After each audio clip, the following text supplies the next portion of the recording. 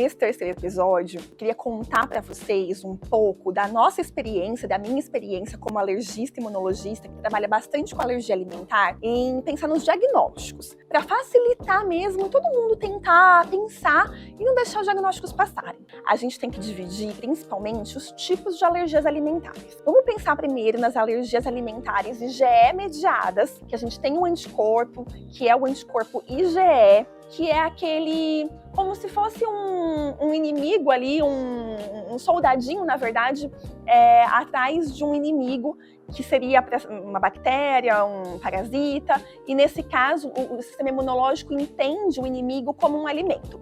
Então, como que funciona? Só para vocês entenderem e pensar nesse diagnóstico comigo. Eu entrei em contato algumas vezes com o amendoim, por exemplo, e de repente o meu organismo, meu sistema imunológico entendeu que esse amendoim não é bem-vindo. E ele tem que criar um anticorpo, um soldadinho para atacar o amendoim. E aí eu criei meu soldadinho aqui, eu criei um anticorpo IgE contra o amendoim. Quando eu entro em contato de novo com o amendoim, eu já tenho esse IgE, ele vai atacar o meu amendoim. Com que sintomas eu tenho que tentar pensar que é uma alergia? Então, qualquer coceira logo depois do alimento, tá? E é esse tipo de alergia, a dica é, em até 1 hora acontecem a maioria dos casos, mais tardar 2 horas. Então, comi o amendoim ou qualquer alimento que seja, em até 1 hora eu comecei com coceira na boca, comecei com bolinhas vermelhas que parecem picadinhas de insetos, são as urticárias, inchei, tive inchaço, tosse, falta de ar, vômito.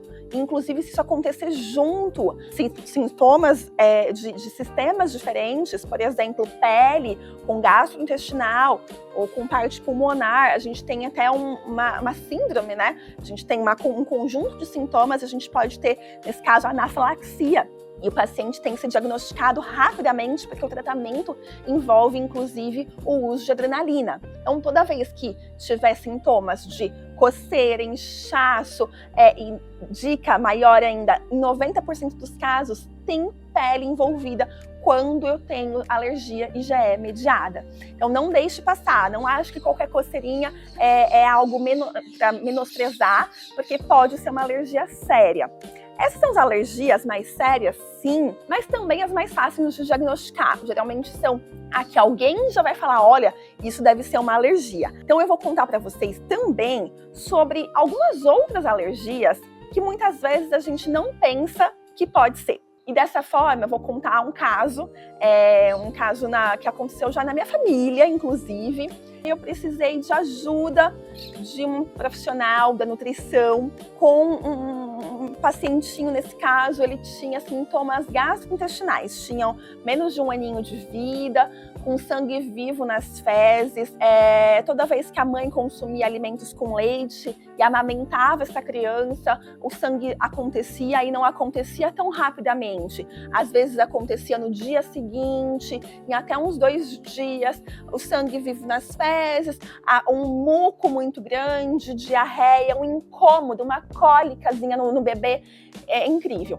E um profissional, na época da nutrição, falou assim, não, imagina, isso não é alergia, porque a alergia sempre tem que ter coceira na pele. É lógico que a gente tem as alergias que tem sim coceiras na pele, mas aqui, desse outro lado, estou falando das alergias não IgE mediadas.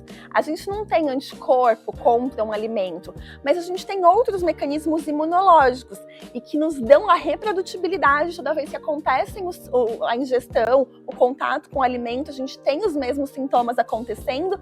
Nesse caso da proctocolite alérgica, a gente pega uma inflamação no finalzinho do intestino, acontece em crianças pequenas, geralmente lactentes, ou seja, que ainda estão inclusive em aleitamento materno. A gente precisa ter um olhar para essa criança, para essa mãe, para toda essa família.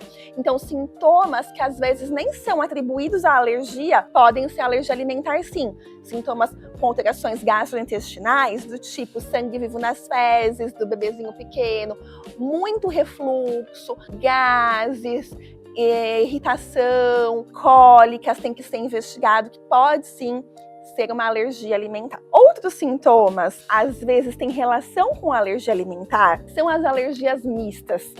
A gente tem as alergias IgE mediadas, que são aquelas que quando a gente fecha os olhos, a gente já imagina rápido que seja uma alergia alimentar. Então, se a gente tiver à mesa e alguma pessoa começar a ficar vermelha, comendo qualquer alimento que seja, inchado, com tosse, alguém já vai perceber, você está tendo uma crise de alergia. A gente tem o outro lado que muitas vezes passa despercebido até por profissionais da saúde, que não estudam muito as alergias alimentares. Então, os bebezinhos pequenos que têm dificuldade de ganho de peso, muitas cólicas, diarreia, sangue vivo nas fezes, prestar atenção, pode ser uma alergia alimentar.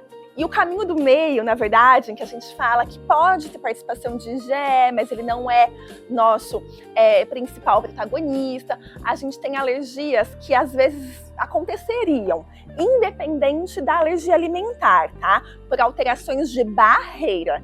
Quais são as alterações de barreira? Na pele, dermatite atópica. Alteração de barreira por onde passa o alimento, esofagite eosinofílica. Essas duas doenças têm muitas vezes relações com alergias alimentares. Com um olhar de um especialista, em alguns casos, a restrição do alimento pode ajudar a melhorar a doença. O cuidado, cabe aqui, cuidado com restrições desnecessárias, ou mesmo só por exames positivos.